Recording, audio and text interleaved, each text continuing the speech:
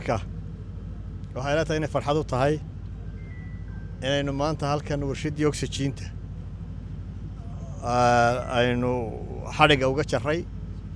cusbitalka guud ee magaalada Gabiley ama cusbitalka guud ee gobolka Gabiley sida la sheegay gobolku warshada mu haysan ama ku filan mu haysan wala sheegay in 6 xamood haysay oo la bariyay tagi jiray Hargeysa iyo Boorame maanta uu haysto warshadii oo saacadii soo saaraysa 2 xamood iyo badh oo ay haystaan ilaa 8 xamood in ku dhow taasoo ku filan baahiyaha cusbitalka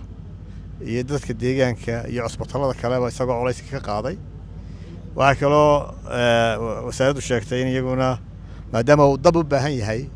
ay mashiinkii laydhkana loo soo raaciyay waan filaynaa baahiyaha kale cusbitalkana insha Allah kolba sidii awood u noqoto in loo dabooli doono xukuumaddu waxay muhiimad siinaysaa adeegyada aasaasiga ah ee muwaadinka ay ka mid yahay caafimaadku iyo biyaha iyo laydhku waan hambalyeynaya wasiirka xigeenka agaasimaha guud agaasimaha cusbitalka Hargeysa